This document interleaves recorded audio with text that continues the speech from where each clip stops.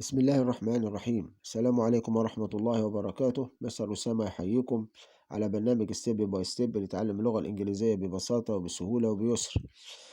قبل ما ابتدي هذا الدرس اللي هنتكلم فيه على أسماء الإشارة، أحب أن أوضح إن في مفاجأة ليكم جميلة جدا، إن من هذا الدرس إن شاء الله ومن خلاله هنتعلم إزاي نكون السؤال، فأرجو المشاركة والمتابعة حتى يتم الاستفادة الكاملة من هذه الموضوعات والدروس. بسم الله الرحمن الرحيم. احنا دلوقتي هنتكلم على أسماء الإشارة في اللغة الإنجليزية. أسماء الإشارة في اللغة الإنجليزية زي العربي فيها هذا وهذه للمفرد مذكر أو مؤنث، وفي الجمع اسم الإشارة هؤلاء للجمع برضو مذكر أو مؤنث. وهنتكلم عن أسماء الإشارة للمفرد سواء المذكر أو المؤنث على السواء على النحو التالي. اسم الإشارة في اللغة الإنجليزية بينقسم إلى قسمين: اسم إشارة للمفرد واسم إشارة للجمع. هنتكلم الأول عن اسم الإشارة للمفرد. أشير إلى شيء مفرد أمامي سواء مذكر أو مؤنث. هتنقسم اسم الإشارة للمفرد في اللغة الإنجليزية إلى نقطة جديدة مش موجودة في اللغة العربية، وإن اسم الإشارة بقى سواء لهذا أو هذه بينقسم إلى اسم إشارة للقريب واسم إشارة للبعيد. الشيء اللي قريب مني زي القلم، زي المسطرة، زي المكتب، زي الكراسة، زي الكشكول الأمامي ده بيبقى له اسم إشارة. أما الشيء البعيد زي ثمرة على شجرة، زي عصفور على شجرة، زي منظر بعيد جميل عجبني بحب أشاور إليه، فهيبقى له صيغة تانية للتعبير عنه، وهنشوف الكلام ده إزاي. ركز كده مع بعض إن شاء الله. اسم الإشارة للمفرد القريب هو this is. this is هذا يكون، هذا أو هذه بشاور للمفرد القريب. اسم الإشارة للمفرد القريب هو اسم الإشارة للمفرد القريب this is. طب البعيد هيبقى اسم الإشارة لمفرد البعيد that is. مسألة بسيطة جدا، وتلاحظوا إن الكلام حتى متشابه. THIS هنا THAT. this is that is هذا أو هذه للبعيد. يبقى الإنجليزي أسماء الإشارة للمفرد بقسمها إلى قسمين: إذا اسم إشارة لها لمفرد قريب مني في متناولي، أو اسم إشارة بعيد بأشير إليه زي ما قلت عصفور على شجرة، منظر جميل، صديق جاي من بعيد بأشاور إليه. يبقى this is هذا أو هذه إشارة اسم إشارة للمفرد القريب، وذات is هذا أو هذه اسم إشارة للمفرد البعيد. وأنا هوضح بأمثلة بسيطة جدا جدا هتيسر لكم الأمر كده، وهتلاحظوا إنها شيء ممتع وجميل. رسمة بسيطة كأن رجل بيشاور، جنبه كرة وجنبه كتاب، فبيقول this is a ball هذه كرة، أو يقول this is a book هذا كتاب. قريبين منه زي ما انتم شايفين في الصورة، حاجة قريبة واضحة في إمكانه يقدر إنه يتناولها. طيب لما نيجي بقى نشير إلى حاجة بعيدة، نفس برضو الكرة والكتاب بعاد عنه، هيقول إيه؟ هيقول that is a ball. that is a ball. يشاور أهو يقول that is a ball لأن الكرة بعيدة عنه، الكتاب بعيد عنه. يقول that is a book. that is a book. that is a book. باختصار تاني سريعا، إن أدوات الإشارة في اللغة الإنجليزية تنقسم إلى أدوات إشارة للمفرد وللجمع.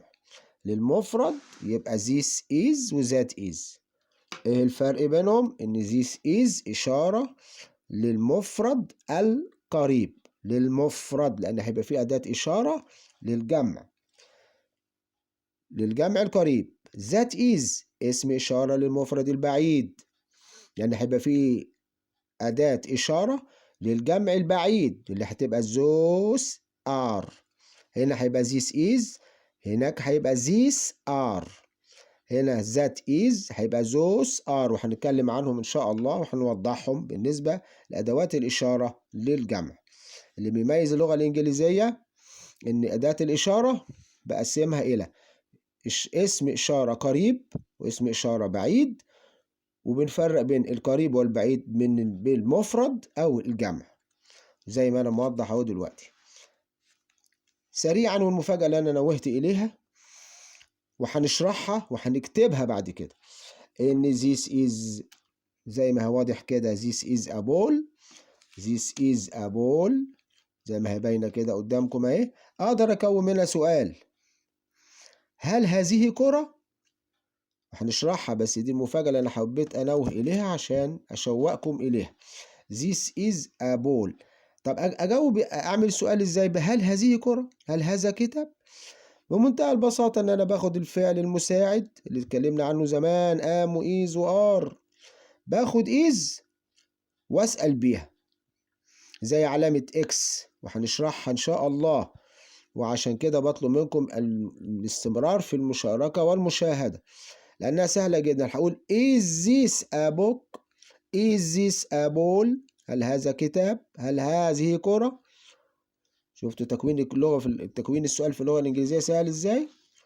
أهو تاني، حتى في اسم الإشارة البعيد هقول is that a ball؟ is that a book؟ يعني زي ما هنقولها إن شاء الله في درس قريب جدا بعد ما نكمل درس استكمال أدوات الإشارة بتاعة الجمع. هنقول is this زي علامة الفي أو الإكس، نجيب ده بره. is this a ball؟ هل هذه كرة؟ is that a ball؟ عايز أقول yes، أقول yes it is أو no it isn't. منتهى البساطة، منتهى السهولة. والمفاجأة إن شاء الله اللي أنا محضرها بعد كده إن شاء الله هيبقى فيه تحسين أفضل وإضافة أكتر وتدارك لأي نقص، وهيبقى فيه مفاجآت كثيرة جدا في إن إحنا هنبتدي نخش بقى ونتعلم إزاي نكون السؤال بمنتهى البساطة وبمنتهى السهولة. أرجو أن يكون هذا الدرس، درس أسماء الإشارة، درس بسيط سهل عليكم. بنعيد تاني أهو، بنعيد تاني العرض بتاع الأسماء الإشارة في اللغة الإنجليزية واستكماله زي ما هو واضح أمام حضراتكم أهو. بنعيد تاني الشكل العام بتاع العرض بتاع عشان نوضح في الصورة بالظبط الإشارة للقريب والإشارة للبعيد. شكرا لكم لحسن استماعكم ومشاهدتكم، وعلى موعد قريب إن شاء الله في مفاجآت جديدة وتسهيل لبعض الأمور. وهنتكلم إن شاء الله في الدرس القادم على أسماء الإشارة للجمع، لأن دول this is that is دول للمفرد القريب زي ما حضراتكم شايفين، للمفرد البعيد. هيبقى في عندنا درس للجمع بقى، في جمع اسم إشارة للجمع القريب اللي يبقى قريب مني برضو، لو نفترض ان يبقى في كور او في كتب او اي شيء جمع، او حاجة جمع بعيدة هيبقى لها أداة إشارة أخرى مختلفة وسهلة، وهنعلم ازاي نكون منهم بقى السؤال. شكرا لكم، وإلى اللقاء في حلقات أخرى لاستكمال عرض قواعد اللغة الإنجليزية ببساطة ويسر. وإلى اللقاء مع تحيات مستر أسامة، والسلام عليكم ورحمة الله وبركاته.